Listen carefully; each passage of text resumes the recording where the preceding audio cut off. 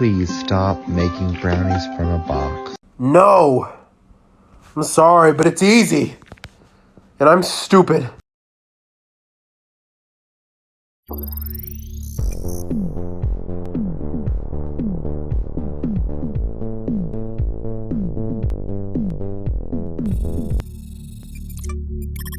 Hello, good morning. Good morning, BBs. It is too early. It sure is. Welcome to the first, best, and only morning show in existence. I'm Anthony Carboni. And I'm Saige Ryan. I had to go to IKEA this weekend. I'm so sorry. Are you ready? I'm about to do a tight five about IKEA. Yeah, no, I could tell. I'm not really though. Although what I will say is I could tell by the sigh. something that I discovered. I always sort of knew, but I didn't take the time to discover. They got good snacks at IKEA. Oh, yeah. Like You get a cinnamon roll? Like I know you can get a cinnamon roll, or you can go to like their cafeteria and they've got like good lunches, but like you ever just gone to the little grocery part and like buy yourself some snacks? Just the cinnamon rolls. I got myself some cookies. I got myself some cereal. You I got got myself cereal from IKEA? I got- grocery shopped at IKEA? I got cereal from IKEA. They've got cereal at IKEA, and when I looked at the nutritional information, I was like, oh my god, it's not American cereal. Like there was 1 gram of sugar Can in you the assemble cereal. it into a bookshelf? Yeah, but they recommend 2 people. Okay. But I think you can do it with 1. Everything in IKEA can be turned into not only a bookshelf, but the same bookshelf, and it's the one that's directly to the right of Anthony right now. Yeah, it's a the Billy one with the bookcase. cubes. It's not Billy, it's Calyx. Calyx, sorry. That one's Calyx. Billy is gone. Calyx is the new Billy. Calyx is all cubes. All cubes, baby, all the time. Yeah, I got all kinds of stuff. I got smoked salmon at IKEA. What? You get smoked salmon at IKEA. You really grocery shopped at IKEA. I was like, Anthony. I'm here. There are a few things I need. I don't need to do like a full And grocery it was shop. cereal and smoked salmon? Well, the smoked salmon I didn't need. I needed a few things, so I thought I would go over and check it out. And then they just had all kinds of good stuff. They got candy. They got everything at IKEA. I don't know. And then on my way out, because if I have a good day, I deserve a treat, and if I have a bad day, I deserve a treat. Sure. I got some of their like cafe lunch. Mhm. It's great. Great. Had a little salmon sandwich. Griselda Bob in the live smoothie? studio audience said, I'm presently 2 feet away from a Calyx. Everyone is.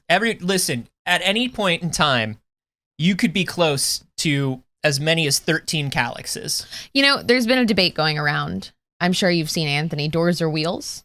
Yes, I put it in the thing last week, but we didn't get to it. Yeah. Doors versus wheels. I'm wheels. Oh, I'm absolutely in on wheels. I started at doors. My immediate answer was doors because I was thinking of like tires. Mhm. My brain just went tires. No, all wheels.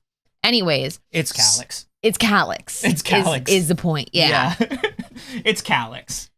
Like if between doors and wheels, it's wheels, but between wheels and Calyx, it's Calyx. Oh, 100%. 100%. Yeah. Well, I'm glad you had a good grocery shopping experience at IKEA, Anthony. Thank you. That sounds like an extremely questionable choice. It sounded like that to me salmon. as well. And then I ate the food. It's great. And so far, so good. Some of my favorite cereal, I think, now. Wow. Yeah. But then you have to go back to IKEA to get it. And going to IKEA in Los Angeles is not a small task. I don't know if it's like this in other parts of the country. But in Los Angeles in particular, we have like 2 pillar IKEAs for the entire 5 million person Los Angeles, essentially. And it's like going to Disneyland. The parking structure has like people like directing you where to go. It's approximately the size of like Goofy parking at Disneyland. I'll tell you this, though. If you go, because I went Friday early afternoon when everybody was at work. Mm-hmm. And I didn't have to park close. I wasn't worried about parking close because I knew I wasn't buying furniture. Mhm. It wasn't too bad. Okay. It wasn't too bad. But no, like we've gone before on like a weekend. We went in the middle of like the Ding Dang Demi. We tried. And it was because like we both moved. It was like ridiculous. It was the most crowded place I've ever been in. There was a line for like an hour and a half because they were only letting limited numbers of people in because of the Ding Dang Demi. And we just turned around and left. We were like, this is a terrible idea. We both have new apartments and we need things, and we're just not going to get them. It's not worth it. We're just not going to get them. I dropped a link to a calyx in the chat just in case, because you may think you've never seen a calyx or don't know what that is. Yes, you do. You've seen a calyx. You've seen it. You probably own a calyx and you don't even know it. So true. Okay, but we swear there is also actual news, and honestly, it's a strange mix today. But speaking of mix, it's a transition because there's a games showcase called The Mix coming up that is specifically to highlight and showcase Black voices in gaming. We love The Mix. Yeah, it's coming up. It's about that time, and I love when IGN does a where to watch. It's just my favorite thing. I think it's very funny. IGN, Roku. Yeah, but it's IGN. It's IGN on Roku. For sure. But it just says Roku. And then Apple TV and Pluto TV, I guess. Mm-hmm. On the IGN channels, I would imagine, if you click through.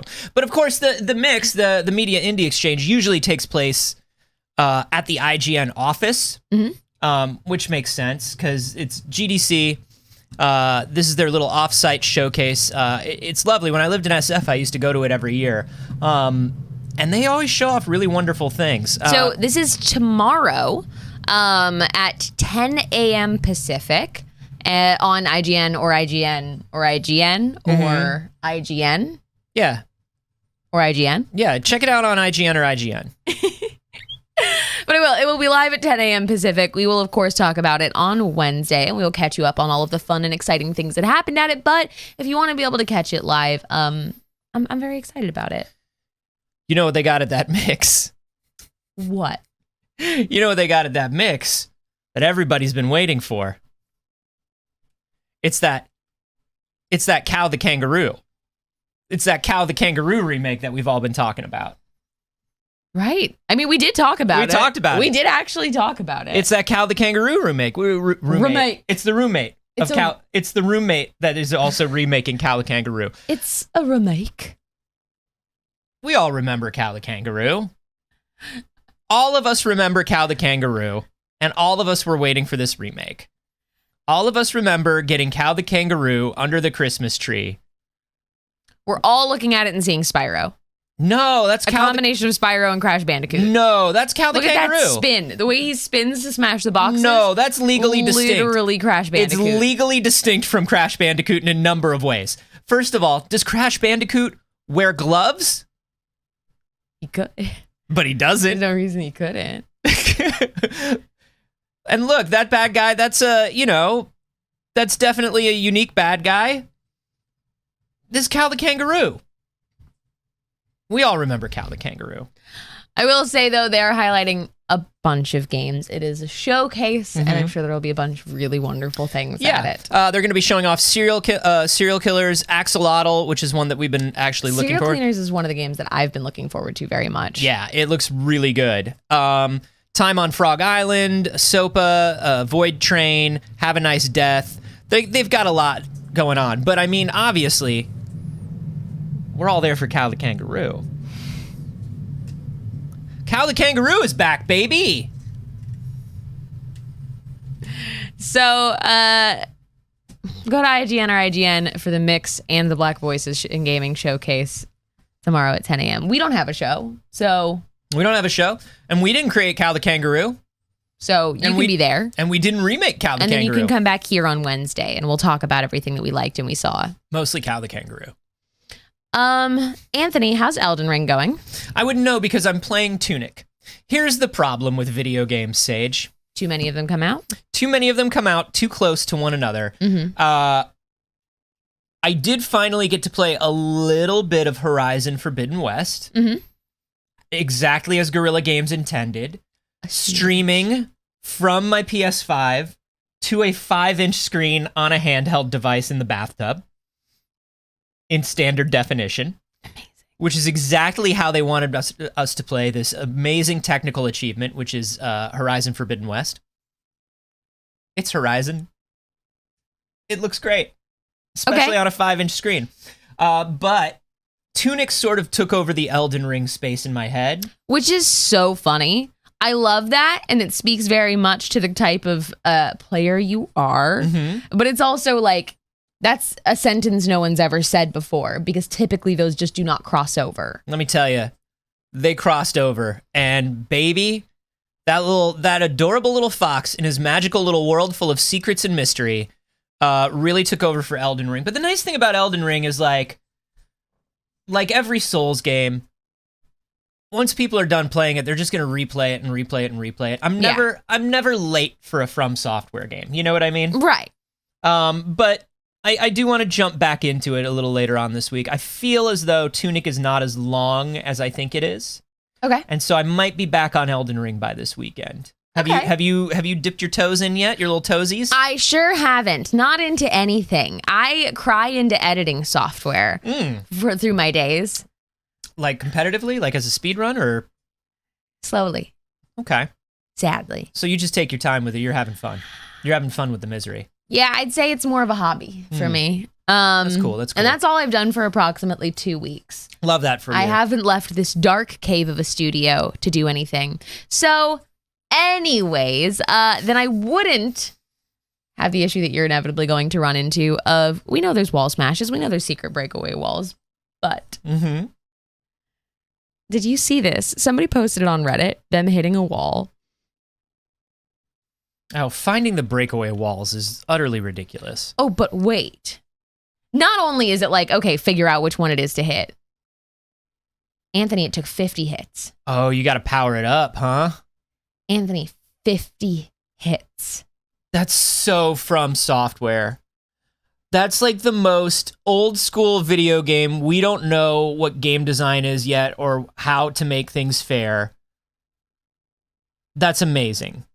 50 hits. And naturally, this also brought up the question of, well, it can't just be this wall, right? Is there just one wall in the entire game that takes 50 hits? No. Or have we all been passing things? Obviously, we've all been passing things. And you've tried the walls probably even in passing and went, not a breakaway wall. I hit it. No, obviously, there are at least 10 of those walls somewhere. Obviously. Ooh, I'm gonna guess that there are like, have they found more? I'm gonna guess that there are at least 10 of those walls.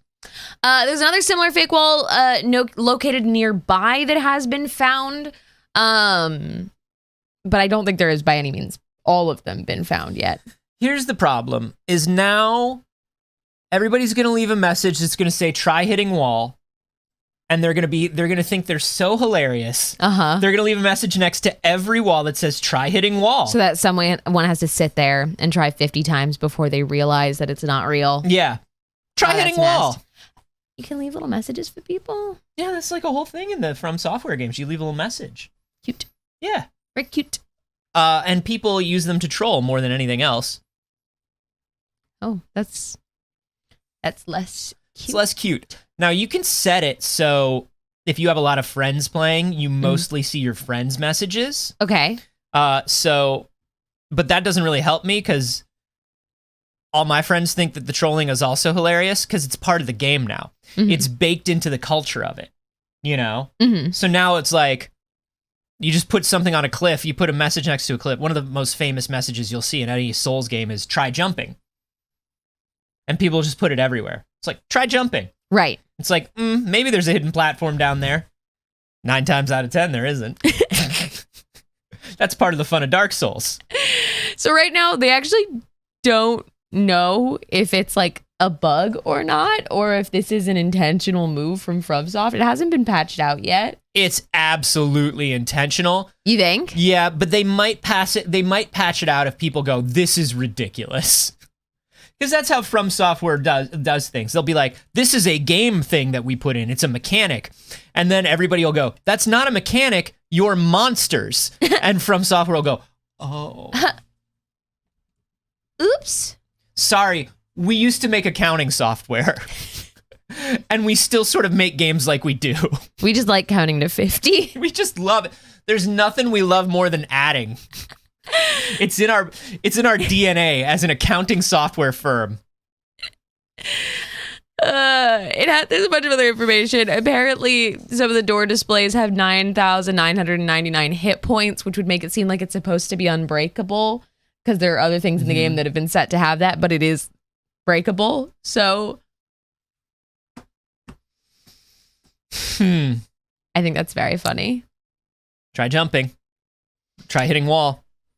Now, in relevant news, actually to finding Easter eggs within the game, and the idea of like finding all of these, it's going to be so long before it. We're going to be years down the road and somebody's going to be like, I found another breakaway wall. I had to hit it 108 times. For sure. We're still, I mean, people were finding things in the Souls games for years. And people have been finding things in The Witcher 3 for years.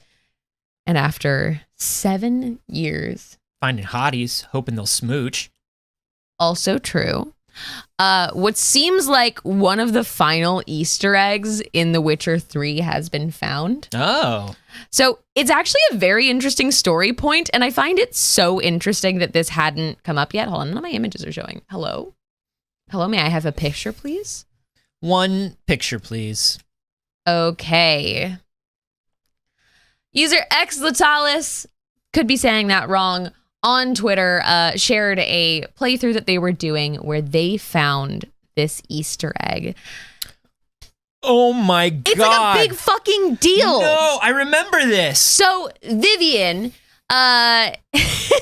in the Blood and Wine expansions, there's a quest where Geralt finds her half turned into a bird. He offers to lift the curse, and he warns that she may only live as long as the animal as a result. Right. And then that's kind of it. You do it, and that's it. Yeah. Except. And this was released, of course, May 2015. Geralt says, look, you're going to live as long as this bird. This bird probably only lives 7 years. Hey, how long has it been since 2015? Don't let your pandemic brain tell you it's only been 3 years. It's been 7.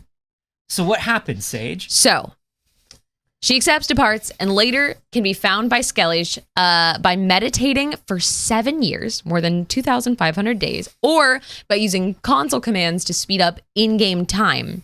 You can find Vivian dead in Yennefer's room at Caretold Harbor. That's wild. And it's just one of those things that we've all just been like, all right, goodbye. That's amazing. That's amazing. You just meditate for 7 years, and then you go to a room and it's like, oh, shit. She's just there dead. Oh, she's dead now. That's the Easter egg they put in. I love it. That's so fucking funny. Do you remember when CD Projekt Red was so good at making games, they would make a game and it would be finished so well that they could add more stuff to the game like this, little details like this? Do you remember CD Projekt Red used to be able to make a video game and then add detail into that video game? I think you could stop about halfway through that. Do you remember CD Projekt Red used to be able to make a video game? Mm-hmm. Do you remember that? I do. Do you remember that? As a big Witcher fan? Yeah, dude. So fun. So fun. I want to go back to that game where you T-pose in the future and then your car flies up into the stratosphere. I don't mind that version of the game. No, that's my favorite version of the game. They just The keep bar's making low, it. They but- just keep making it more boring. Right. There's still not much more game into it. No, absolutely not. Now there's just like the fun glitches are gone. But I was gonna install the big update. were you? Yeah, because I was like, okay, this is it. This is the big update. Here they've been working. This is the big we're sorry update. Mm-hmm. And then I talked to some people that played it. They're like, yeah, it's good. It's better. I was like, aha, okay. I picture that South Park video, and it's like the cable providers. We're sorry. Yeah. We're sorry. We're sorry. We're sorry. We're sorry. Are you? I don't think you are. On the flip side, we're talking about all these games that are super beloved and people are going to be playing for years. There's got to be, in order for there to be good in this world, there must be evil. For someone to win, someone else must lose. And unfortunately, Platinum Games is not doing well with Babylon's Fall. It came out, it got miserable reviews, Sure did. got dunked on by everyone. And Square's like, No, but it's okay. We're not gonna cut our losses. We swear we're not gonna cut our losses. No. We're not gonna we're gonna keep the game out. We're going to keep the game out. We're going to keep adding to it. We swear. So they did an update on their Twitter, and they said, today we revealed new information about version 1.1.0, the Nier Automata collaboration event, because Nier can be in everything, and the future of Babylon's Fall development. because people who play video games will be like, did you say Nier? Yep. Okay, well, for Nier. All right, I'll try this game. But this was the funniest part to me, is it started out, is the continuing service in danger?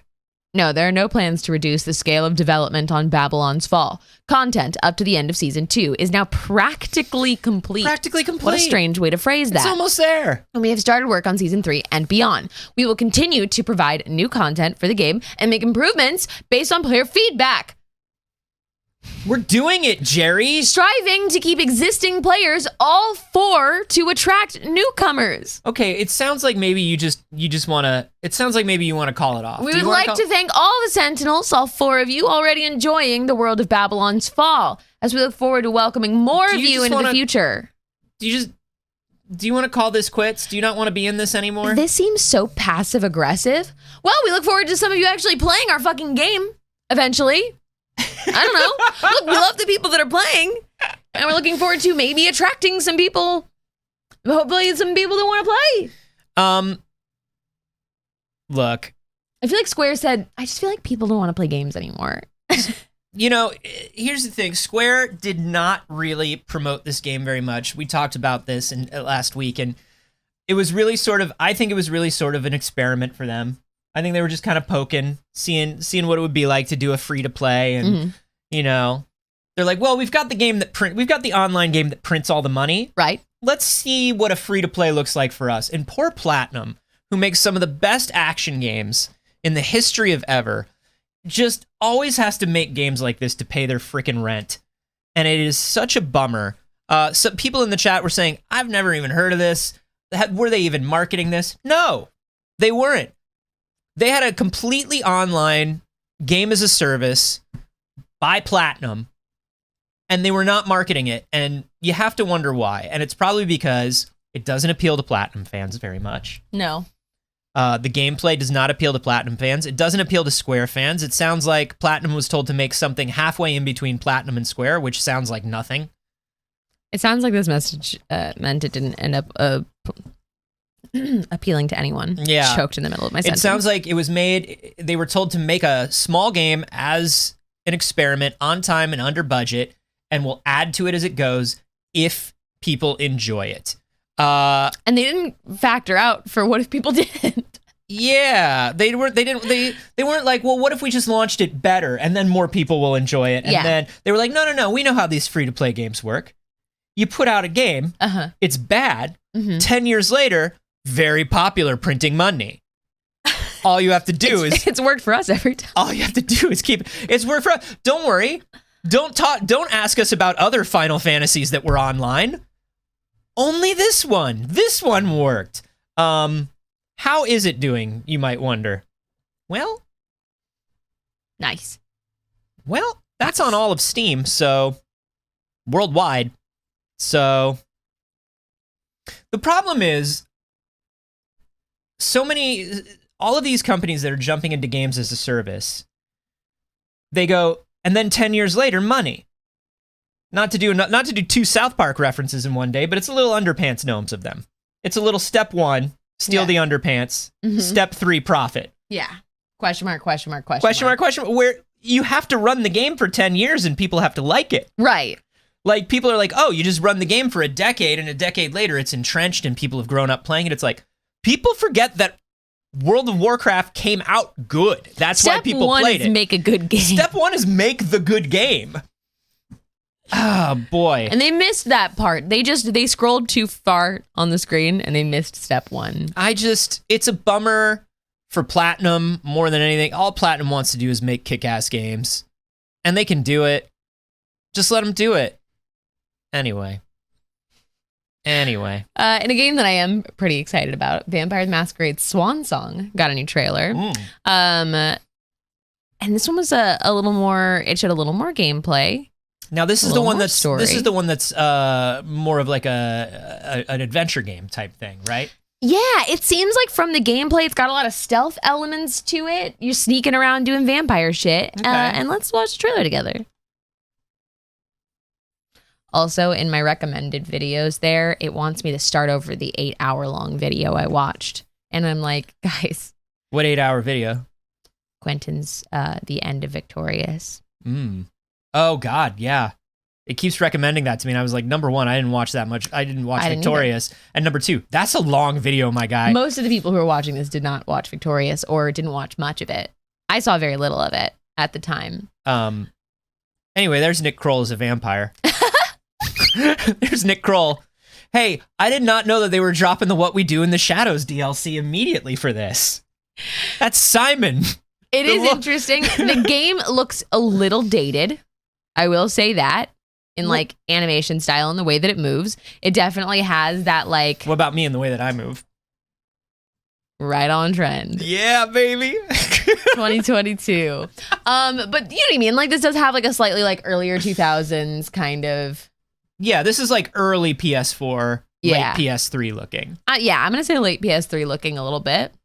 Like this looks like when we first saw Detroit become human. Yeah, honestly. I think that's a really great description of it.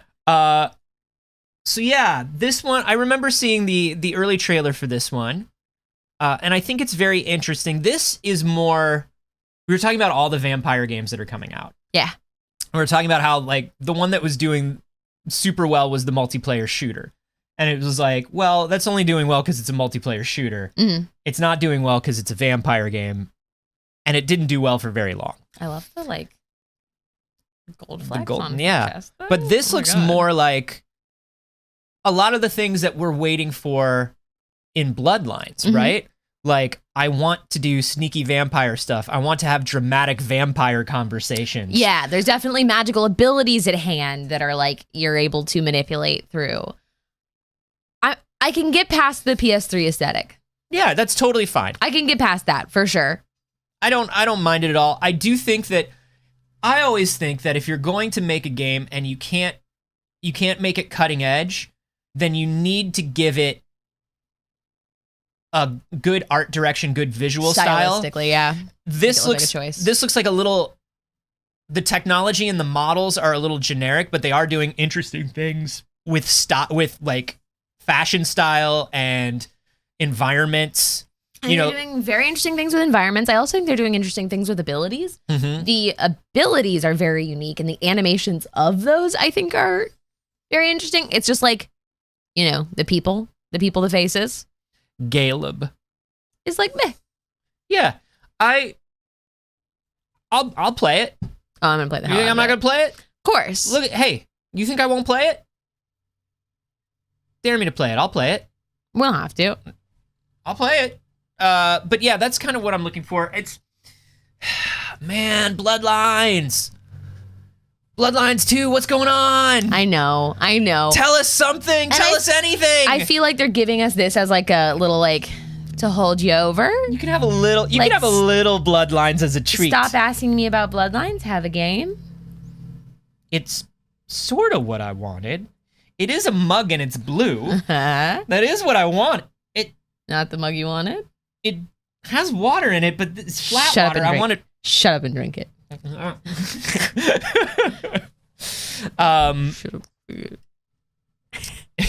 Can they remaster Bloodlines, says C. Dandino in the live studio audience. You know, love to see it. I think what they were, if I had to guess what a plan was, Okay. an internal plan, if there was any, and it seems like a lot of the times they don't have one.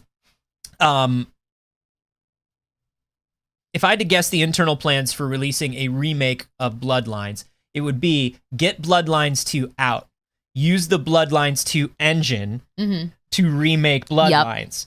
There is no So I think Bloodlines as well. 2. It's not out. Where is the Bloodlines? Where does it go? What are you gonna? I'm very old, and when I leaned back, my back cracked 3 times. I'm very old. All right. That's a take. Anthony, I just leaned back and my back cracked 3 times. And not in like a, ooh. Hey, you know who's very old? Ken and Roberta Williams. But that doesn't mean they're out of the game, baby. No? No, the founders of Sierra Online, Ken and Roberta Williams, makers of some of the most amazing and enduring and influential adventure games of all time, are back, baby. And they're back to remake the OG. Bless you. Bless you. The Rosetta Stone, the game. Colossal Cave. I've never played Colossal Cave. No, why would you play Colossal Cave? There's no reason to play Colossal Cave. I know very little about it. Colossal Cave was one of the first ever adventure games. It's pre-Zork. It's pre-Rogue. It's pre all the old games that you've ever heard of. It's before those. Why? This is the one that everybody played. The people who made the really old games played Colossal Cave and were like, video games. This is where it's gonna be. Yeah. Video games. You can still play. I mean, there's Colossal Cave everywhere. You can play it. You can probably play it on a toaster now. If they made it in the 70s, how old are they now? They're old. Ken and Roberta Williams are old. And they're making a new game. Yeah. That's so sweet. Yeah, of course they created King's Quest, Police Quest, all of these. My favorite Sierra game actually was one that like did not do super well. Okay. But I don't know if you've ever played it, but I think you would really enjoy it. It's called The Colonel's Bequest, and it is a murder mystery. It's a funny name. Yeah, and it's a murder mystery where the old colonel is murdered in his mansion, and you're a detective. Ooh. And you've got to figure out who murdered the colonel, and it's like a whodunit, and I loved it so much. Chills in the live studio audience says Roberta is 69. Nice. Ken is 420. What does that mean? Nice. So they're making Colossal Cave 3D. This was a text adventure. They're making it in Unity, and it's designed VR first, but VR and PC. They're like, we want to take what was the cutting edge form of digital entertainment in the 1970s and make it cutting edge for today. Amazing. I love this for them. I think that's very cool. We have one image. It's a burb. There it is. It's a good looking bird image. That's a great bird. And that cave? Pretty colossal. Pretty colossal. Have you been in a cave? They're not usually that big. That's a big cave. That's a big cave. I would describe it as colossal. Bird flew right there. Anthony. Yeah. Can I tell you an irrelevant anecdote? Yeah, once I show you this. Oh, that's cute. Once I show you this picture of Ken and Roberta Williams with the first King's Quest. Look at them. Look at them. Fucking dork bots. I love them. Cuties. What an adorable couple. They're cuties. It looks like she looks so much like Foreman's mom. Yeah, wow. She looks like Serving Foreman's huge mom. that 70s show energy. Yeah. I want to see what the posters are for back there. Their Sierra Crystal? game. No. Oh, yeah. Yeah. Gosh, does anybody know what that one is? A rabbit? I don't know. That's amazing. That's amazing. God, the stash on this man. He's got and the mullet, just the Conan mullet Yeah. on Ken Williams. I love this. Couple of cuties. I love that they're doing it. I love that they're still doing it. It's going to support VR through the Quest 2. And it's so funny. They were like, at first we thought it would be pretty simple, but then we realized that VR is not very simple. It's not just a new platform. We had to do major design changes, and all the graphics had to be started over. Wow. Was it worth it? Yes. Anyone who plays the VR version will be blown away. It's really staggering when you enter the cave. Now, I don't want to put this out into the world because Ken and Roberta Williams are brilliant. They're trailblazers. Uh-huh. They made games what they are today, but I have put a VR helmet on a 70-year-old before, and they did find some things amazing that I did not. Okay. Do you know what I mean? Yes. Do you know what I'm saying? Yep. But they're not like other 70-year-olds. No, they're cool 70-year-olds. Colossal Cave is supposed to be out this summer. It's going to be out on PC, Mac, and Quest 2 with other platforms in consideration. They did also say that they are working on a Sierra-style game as well. Colossal Cave is not going to be Sierra-style, obviously, but they are working on a more classic Sierra-style game. I'm into it. They got a new studio. They're working on it. It says here the couple married at 19 and started Sierra Online, and they've been together ever since. Couple of cuties. A couple of ding-dang cuties. Okay, this story got really wholesome after I said I was going to tell an anecdote, and it's Oh, I thought you said you were going to take an antidote to the poison I gave you. Drink it. Shut up and drink it. Shut up and drink it. Drink out of your cup. You said you were thirsty. I took an Uber for the first time since the pandemic hit the other day. Tell me, how was it? I thought I was going to die. Oh. Sitting in the back seat. Mhm. We both got very, very nauseous because the driving was intense. Yeah. It was a speedy lane changing kind of drive. You don't have Uber tummy anymore. And also, I never had it for this. Oh, he was real bad? It was a chaotic drive. Yeah. But the thing that stuck out to me was the playlist. Now we got in and the music was a level of loud that you go, oh, sorry, when someone gets in your car because you've been jamming by yourself. So we get in and it stays that loud. And he I'm goes, like, and he okay. just turns it up half a notch. And I was like, okay, so we're like bumping it on the way home. All right, that's fine. It's a little late. I'm tired. That's okay. I understand. You're picking people up from clubs and stuff. Yeah. And it was the most aggressively sexual music I have ever heard, and I can say that confidently. I genuinely mean, at my big age, in my whole ass life, I have never heard more sexual music than I did in this Uber, because it was in such intricate details. It sounded like a parody of somebody like trying to prove that like rap songs are too dirty. Yeah. Or they're like, oh yeah, okay. And they like intricately describe scenarios to the point where you're like, I don't even know if it's sexual anymore. This is like I wish we had a beep button. weirdly So we could just- anatomical. yeah. This is, are you actually a 7th grade health teacher? What are you doing right now? It was horrifying. It was very Lonely Island style. Yes. There you go. And I was just sitting back there and the driving was so chaotic, and Damien texted me and he was like, Saige, I think we're going to die. And I said, we cannot die to a song called You'll Be the 6 and I'll Be the 9. That's illegal. E. Page asking the question that we all wanted to ask. Did you Shazam it? Do you know what it is? I didn't. I got to look it up. You did not Shazam it? I did not Shazam it. I was busy trying not to vomit. I was in the back seat listening to a song of which the chorus was You'll be the 6 and I'll be the 9. And I was just... That's an adorable children's book. Holding on to things, gripping down, trying to forget where I was. I was going to say, you and I have to take a trip for something soon. We do. We're traveling soon. We're traveling soon. And I was going to say, one of us should just drive and we should pay for the long-term parking. We should park at a satellite lot because... Not taking an Uber. Not taking an Uber. There's no reason to take an Uber. Nah. It'll be cheaper if we don't. And it won't be a nightmare. I still have not been on a plane. I thought you did. You went to San Francisco. No, it's true. I did get You've on been a plane. I have. Oh, I did. We've both been on planes. We've both been on planes. Let's both shut up. Let's get back to the news. Not to. And I want to minimize. Mm-hmm.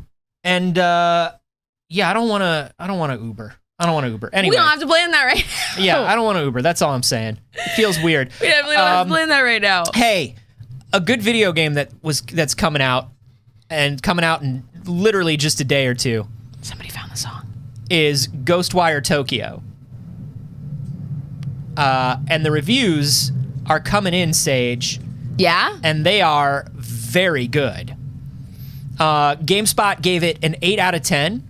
It says Ghostwire Tokyo doesn't reinvent the wheel when it comes to open world games, but its unique setting, tremendous attention to detail, and singular combat make it stand out amongst its contemporaries.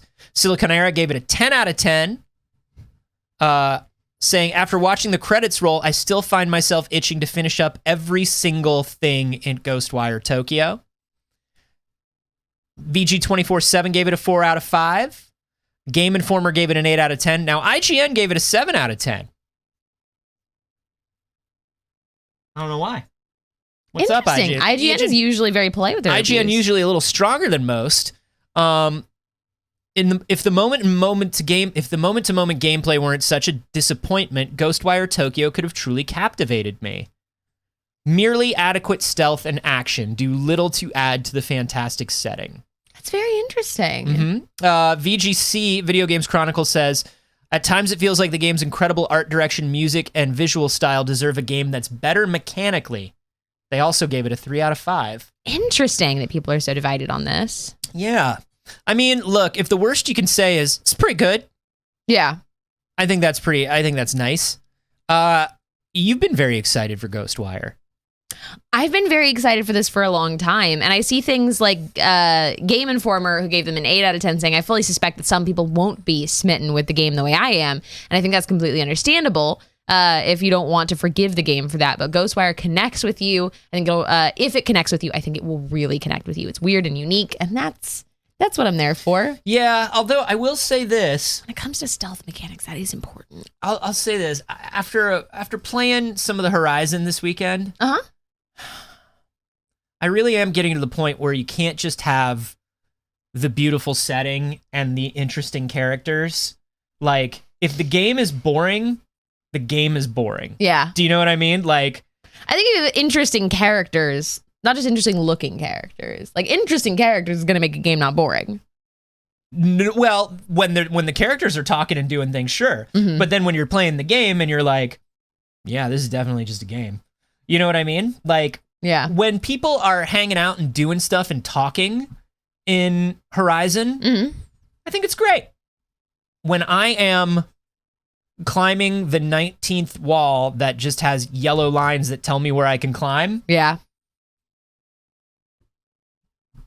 Very interesting. You know what I mean? Yeah. Like, it's decent, but like, it's one metric video game. Okay. It is one big budget video game. And so the point of this being that, like, I'm very interested in the way Ghostwire looks and feels, but if as a game it is a little boring, I probably won't stick it out for very long. And that is very interesting because you're the only person I've heard call Horizon boring.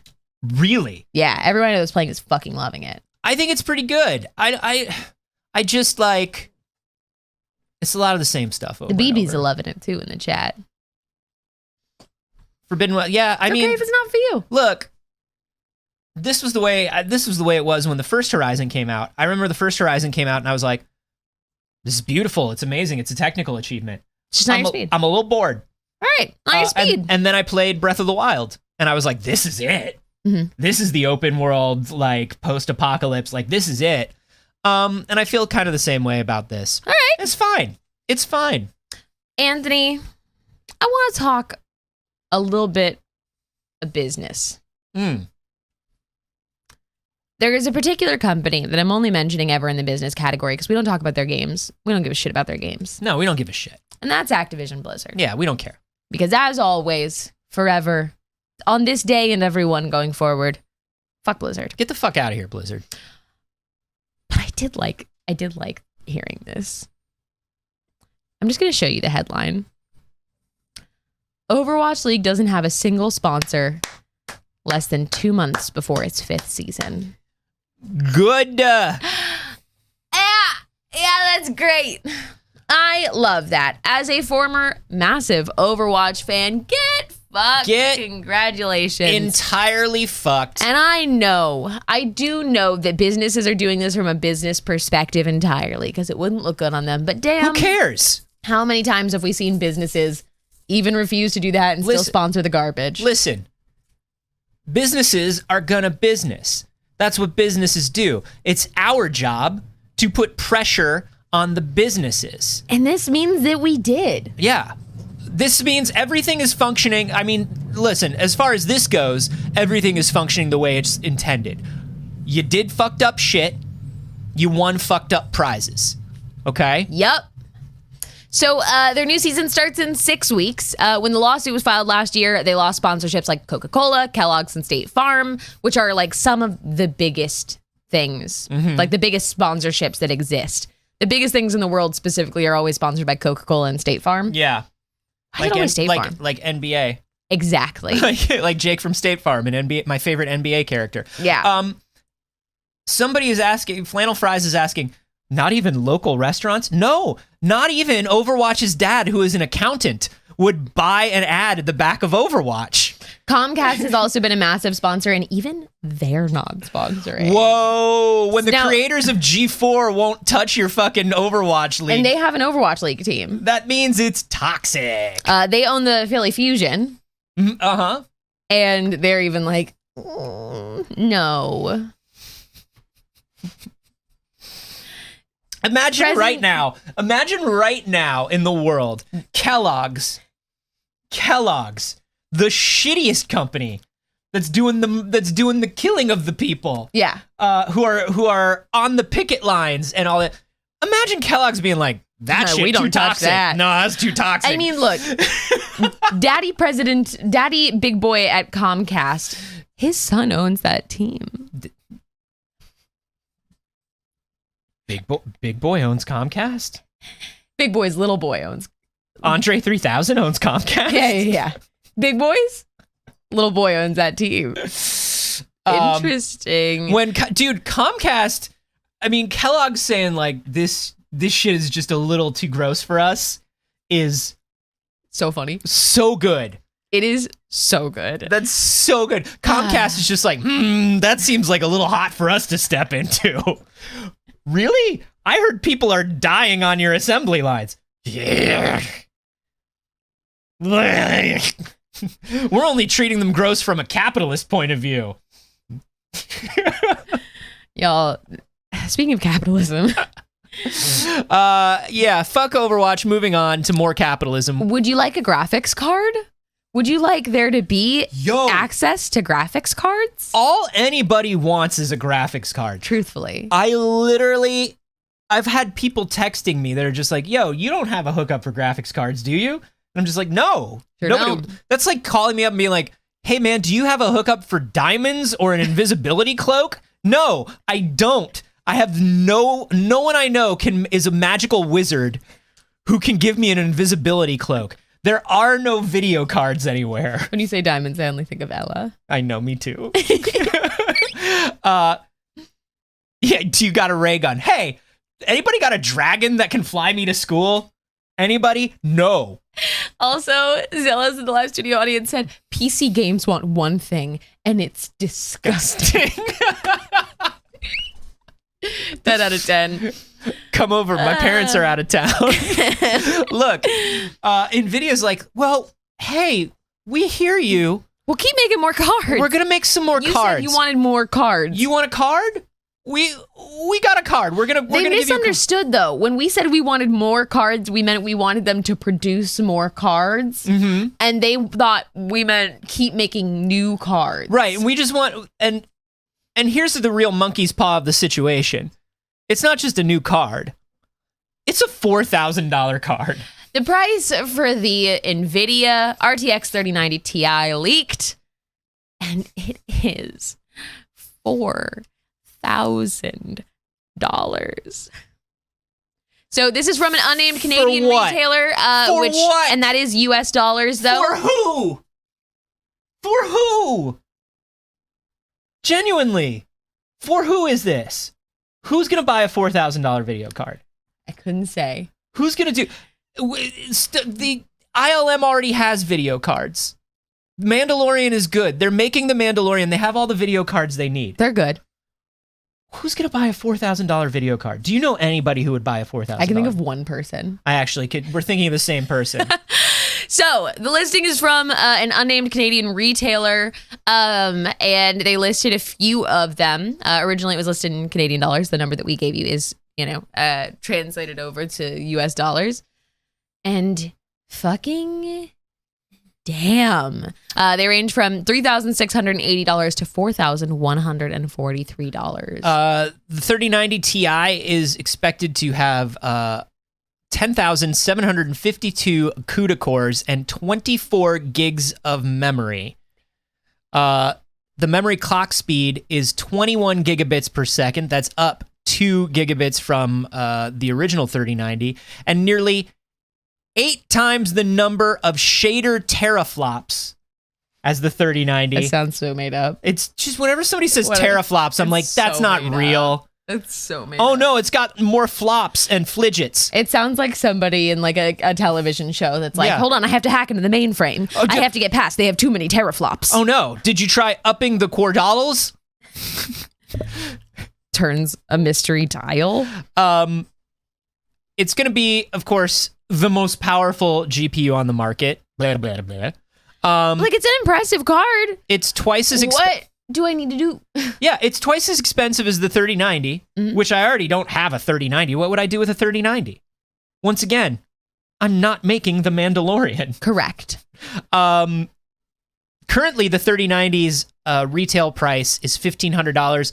But honestly, if they pop up at a retailer right now, you're going to see them for like $2,100, $2,200. Yeah. Especially if they're not NVIDIA ones. If it's a third party, those companies like raise and lower their retail prices. Sure do. And I dare you to find, if you find any video card for under $1,000 right now.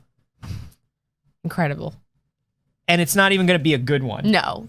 C. Dano in the live studio audience is speaking my language and said, episode 3 of Buffy, I'm jacked in. I'm jacked in.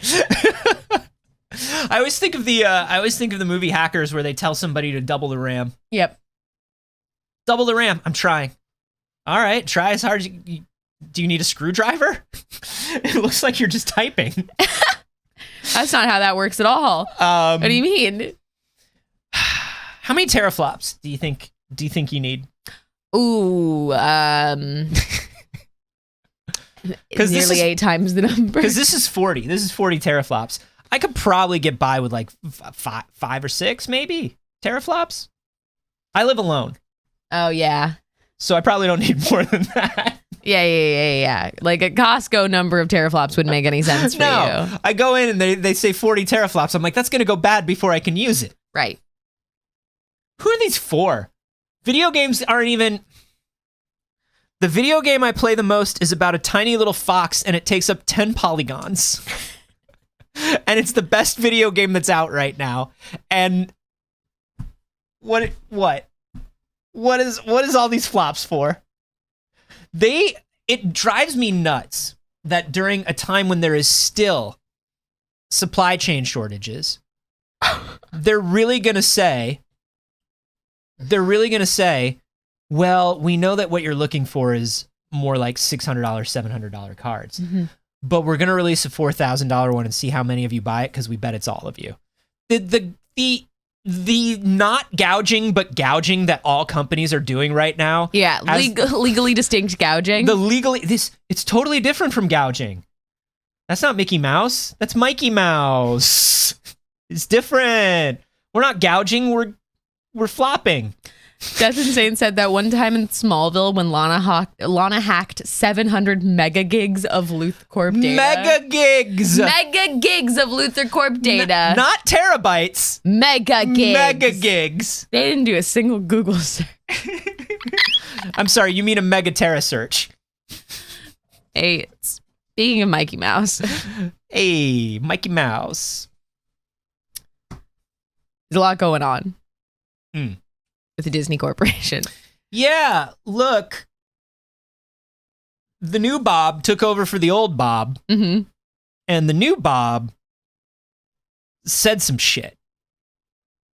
And people were not happy because why would they be? Now, a lot of this has also been coming back to the horrific attacks on the LGBT community by lawmakers, the restrictions being placed on queer people of various varieties in various violations of our basic human rights. But Disney said, don't Don't be mad at us. Don't be mad at us. Don't be mad. Oh my God, we're not Florida. We're not Florida. Did we give him all the money? And did we say that we're not going to oppose the thing? Yes. We said, what he said was, the way we will oppose these laws is through our timeless stories which teach the values that we think are important. And then they pulled a same-sex kiss out of the Lightyear movie. So here's the thing that they want you to see. Bob? We're streaming in a shed, bud. This floor's not that stable. Bob? Okay, it's okay. Hold him back. So this is the headline that they want you to see. It's Disney's Lightyear restoring cut of same-sex kiss. So everybody could say, wow, you did it, Disney. You gave us same-sex kiss. Incredible. But what you should really read is that they cut it first. The animators made it. The people who were making the movie made it. And the company said, ew. Icky. Ew.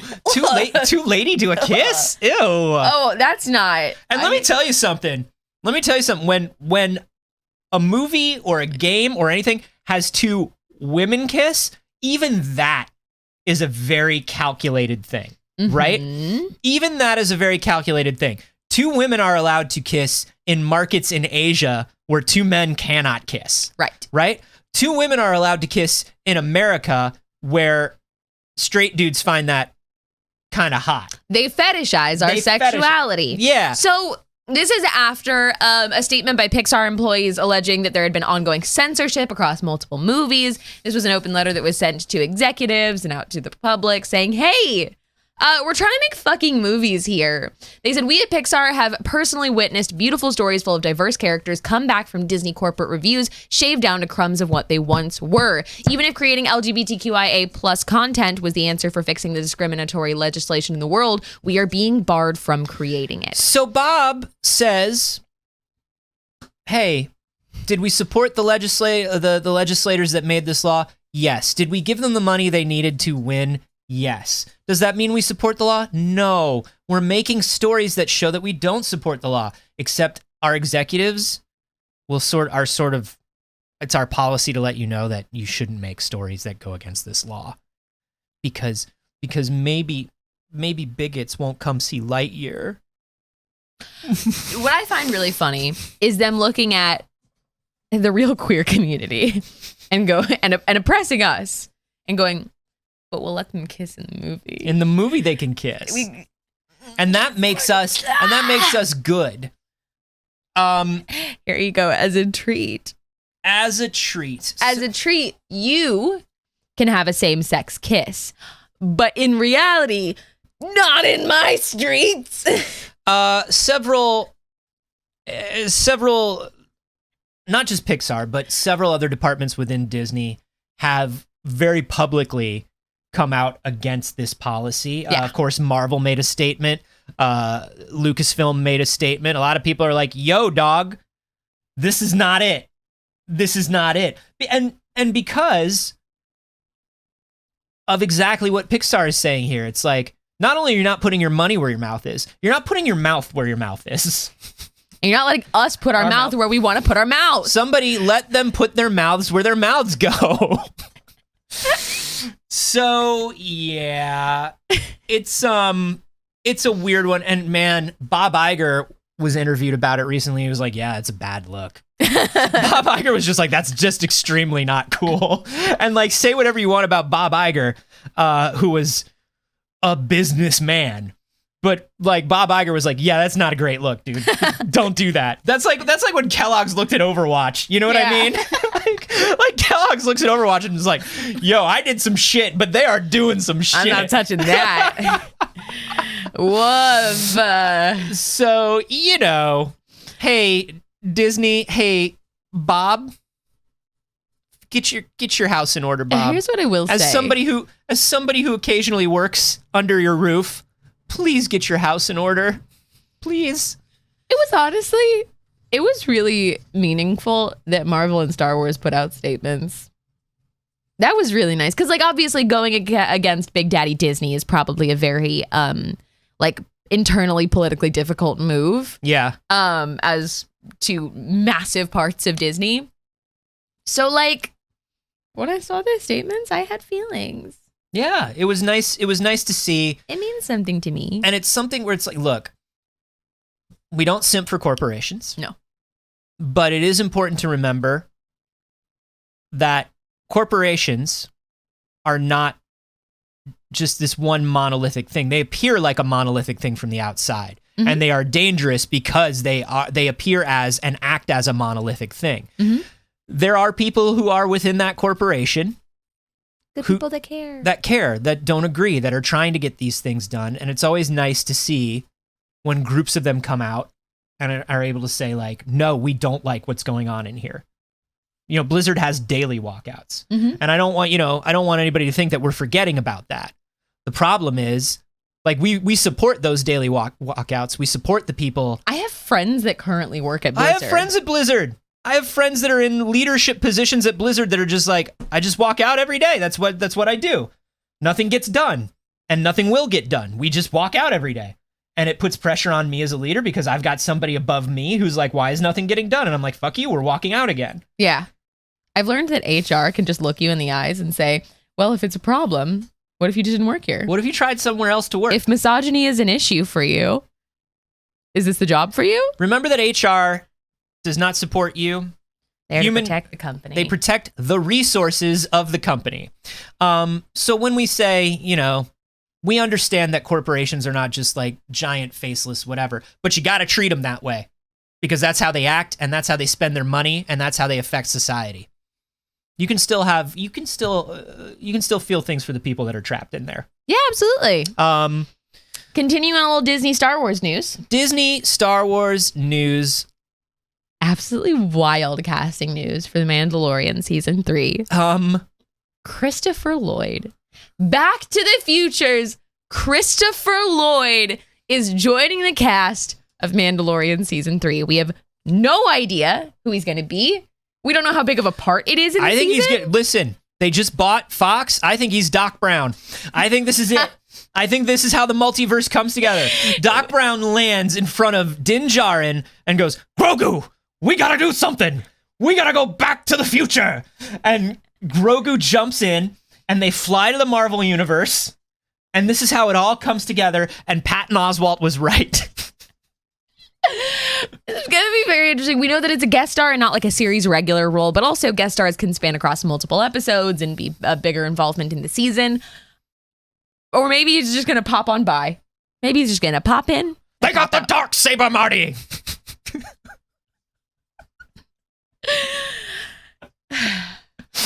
Do you have anyone you actually think he could be? Yeah, Doc Brown. Dr. Emmett Brown. Somebody said maybe a droid also. Do you think they would use him without using his face? I think when they mention a casting like this, it's usually for somebody who is a face. Mm-hmm. Droids, they usually like to have you notice a little later on. Yeah. And you go, I know that voice. Yeah, they like to release a clip and be like, that's right. It was Maya Rudolph. You were right. We got her. You know what I mean? They love to We got her, like boys. That. We got her and you were right and you're so smart. And you're so smart and good. Star Wars marketing is very good about that. That's nice. But I think he's going to be... Yeah, who knows? Who knows? I mean, he does eccentric old inventor better than anybody else. So I would love to see him. There's a great place for that. Something along those lines, you know? I don't know. I think he's Grogu's dad. Yep, no notes. Another movie TV Mr. news. Grogu. Please. Grogu's my father's name. Call me Goo. Please, Grogu's my son's name. Call me Mr. Grogu. They call me Mr. Grogu. And for some reason he talks like that. Okay, so he spoke in riddles. No, he didn't. No, he didn't. Anyways, another movie and TV news. Last week we talked about Scream 6, Courtney Cox joining the cast They have a lot of the main cast coming back for Scream 6. I'm very excited to see this revival going very, very well. And just like that, we already got a release date for Scream 6 for March 31st, 2023. 1 year. Wow. Yes, man. I'll tell you what. I'm happy for Scream. I'm also very happy for Scream. I'm happy for Scream. I'm happy for you. Thank you. Everyone should be very happy for me. It's a good time. It's me, I'm Scream people. I think, you know, the like the dip and return of horror, and particularly like different genres of horror over the last few years has been really wonderful. Yeah. Honestly, horror is one of the genres that I never complain about. I'm not going to say never, but I rarely complain about like remakes and revivals in. I don't know why, but like that's fine. It just does it for me. We could just keep going in horror. Well, there's such a even the joke about horror movies is like if you're making up a fake title for a horror movie as a gag and something, it always has like part 7 after it. Yeah. You just think about that stuff, right? Like horror was like the real first Hollywood thing that was like, no, let's make 8 of these. Yeah. And now everybody's like, let's make 8 of these. But like it started in horror. And so I do love seeing that, but I also love, I'm one of those people that I love the sociology of it, and I love tracking what genres and subgenres and things in horror are becoming popular alongside other things in society. Yeah, it is very interesting, but I do feel like Scream kind of sits outside of that right now. Like, I feel like if you look at A24 films, it gives you a very, like, clear insight. If you look at, like, Jordan Peele films, it looks at this, like, very clear insight into our society right now, into the conversations we're having, and the kind of things we're afraid of. Yeah. Which horror is always supposed to be a reflection of. Like, the horror of the time is very easily tracked by what people were most afraid of. Yeah, Whether A24 is a lot of, like, right now is a lot of emotional trauma, family trauma. Yep. Represented, like, unhealed family trauma represented as horror, which is something that's, like, obviously it builds a lot on Asian horror, but it's also something that, like, was not as huge in horror. I mean, we had a little bit of it in the 70s, but that hasn't really been a big thing. That's sort of new or newish within horror, and I've liked seeing that happen. Yeah. Jordan Peele obviously is like the more sociological, like, here's the treatment of different people. Yep. Scream is fun because it's like, Scream is a very classic, oh, everything's fucked. Yeah. Everything's fucked and there's no way out of it. It's part of the whole rules of society is that everything's fucked. I think the best way to describe the way that Scream right now reflects society that we can look on is once again, we're at a time where shit is so fucked, it's like silly. Like where it's like, I don't think it was relevant necessarily in like the 90s as much. Now we're actually at a place where things are so fucked that we're just a parody of ourselves. Yeah. Like Scream is. Well, I think the reason it worked in the 90s was it was parodying like It was parodying the genre. Yeah, the genre, but it was also parodying the vapidness of pop culture at the time. Like the late 90s, early 2000s was like way pop vapid. And so like the whole idea of like teens who are just into culture and don't understand like the deeper implications, like you can't just watch something about killing people and then just be like, yeah, it's cool to kill people. It's very like TRL, like watching, you know what I mean? It felt very appropriate at the time. I'm so excited for more Scream. What do you got? You got the cast up? Flannel Fries mentioned a movie in the chat called You Won't Be Alone and said another witch movie. Is that in the movie's The Witch line or just a movie about witches is what I'm trying to figure out. I think it's just a movie about witches. I think it's just a movie about witches. Because The Witch is one of my favorite horror movies of all time. The Vivitch? Yes, The Vivitch Witch. I love The Vivitch. Yeah, big, and I've just been loving, I think the other thing that's been making horror so revitalized over the last few years is it is such a perfect micro-budget genre, and it's perfect for VOD and for VOD services and streaming. Yeah. And so there's just been like a plethora of really clever, really good horror movies because it's like, if you've got to fill a streaming service or an app or something with good content, with good content, you can do a few horror movies and a few more, like micro budget comedies. Yeah, Netflix had their like slasher series. That they did very, very well. Gigaloop said, "Wouldst thou like to live deliciously?" Which is my favorite horror movie line ever. My favorite line out of the Vivitch is, "Our corn is trash." I'm sorry to headphone users for everything today. There has been so much screaming into these microphones. Oh, we got the compressors on. We hope it's not too bad. Let us know if it's bad, because it shouldn't be. But I will sometimes scream that out. Just like, our corn is trash. Because she literally says trash. And like, it feels like a modern word. Yeah, it feels so out of place, but it's not. And so I just love it. I just love it so much. Our corn is trash.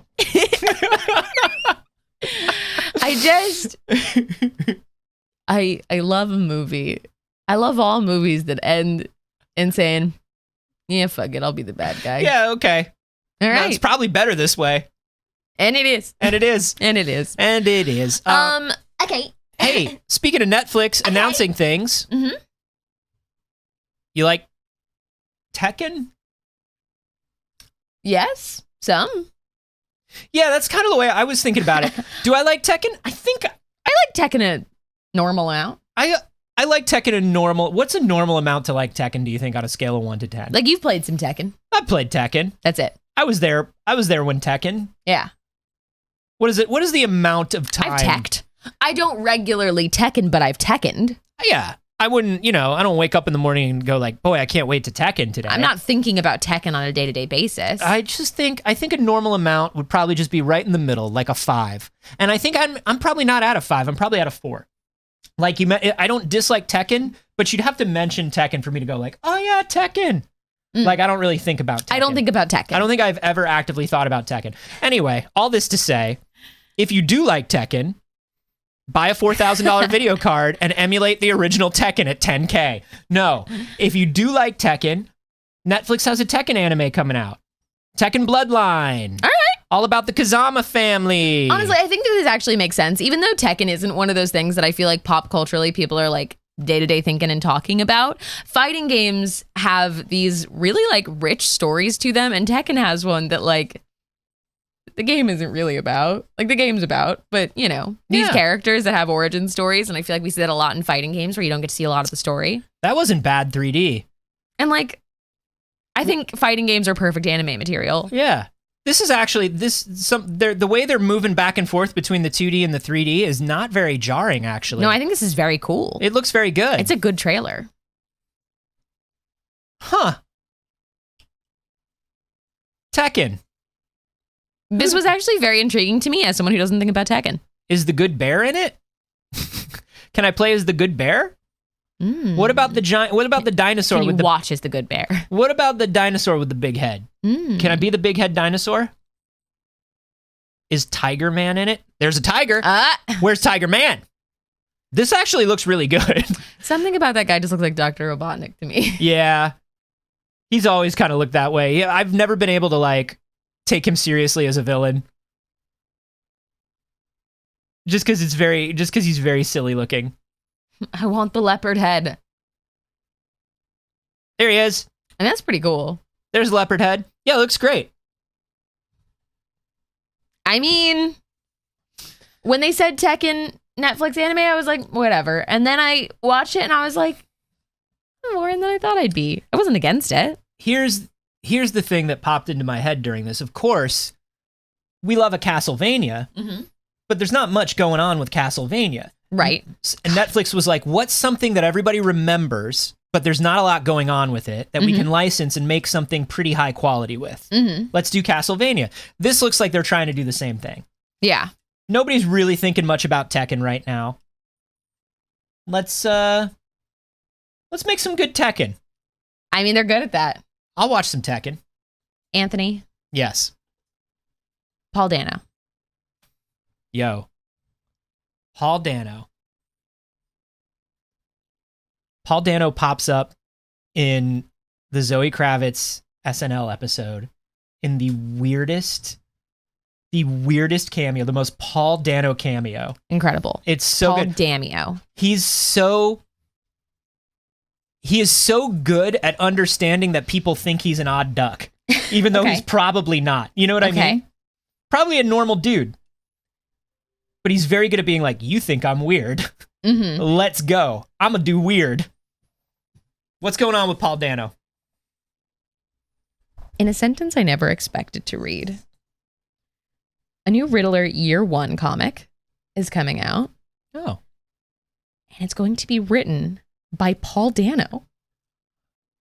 Huh. Paul Dano is doing Riddler Year 1. And it's for Black Label, Mm-hmm. It's a 6-issue limited series with artist Steven Subic. which means it's very dark and adult because it's Black Label. Yeah, I mean, Watch out. he's BDSM Riddler. Now, Makes sense. It's just the mask. well, I love it.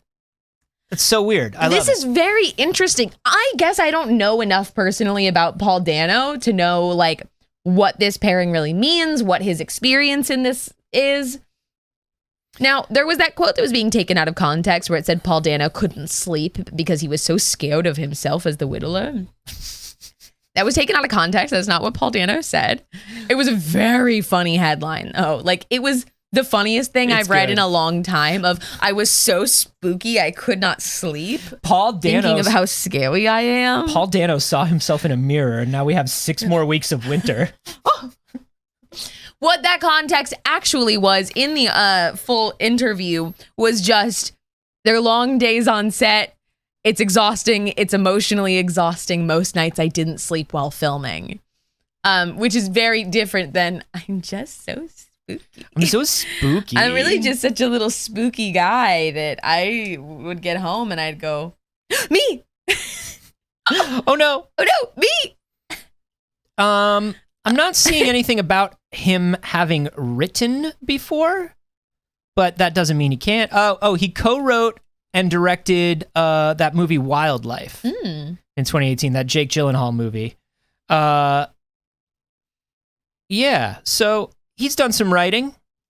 I think that's interesting. Why not? Oh, he co-wrote it with his wife. His wife is Zoe Kazan, and she's a screenwriter. Oh, She's written a lot of stuff. okay. So he can knock on her door and get help if he needs it. So the series explores Zoe, I'm trying to write a creepy man. Zoe, help. help. I'm trying to do a spooky. Help me. Help, I scared myself. I was writing a scary thought down and I got scared. Will you help come me sit write with the me? rest of the skinny thought? And then will you hug me? So the series explores the background of how accountant Edward Nashton went from a simple Gotham City nobody to Batman's nemesis. You know, you get the story. It's a real of the glow-up Riddler. story, the Riddler. Yeah. It's a real rags to riches story, the Riddler. So in theory, this is supposed to be the lead up to the film of this Riddler. Love it. All right. Yeah. Again, I'd like to clarify. Paul Dano didn't do that. He didn't say that. I heard Paul Dano did that and said it. I heard he said it and he did it. I feel bad that was going around and everybody was making fun of him. Paul Dano said, let me tell you something. You better not see me because I saw me and it was scary. There was another headline that was going around like that this week. I can't remember what it was. Oh, God, it's going to You better not see me. It's going to kill me.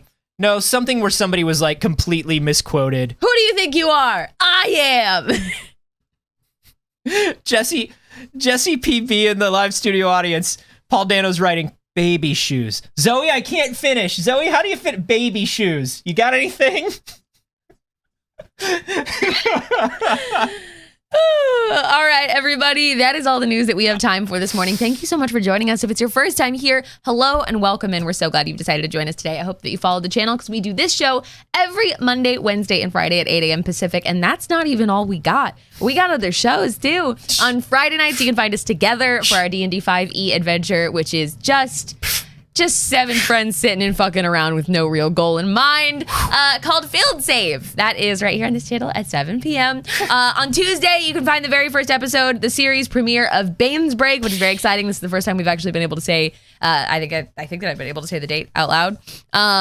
That's tomorrow. Oh my God, that's tomorrow. Yeah. I'm good. That's tomorrow at 6 p.m. Pacific. It'll be on the front page of Twitch. There's some big announcements during the show, so come Tuesday, and check that out. Which comes after Monday, which is today. Which is today.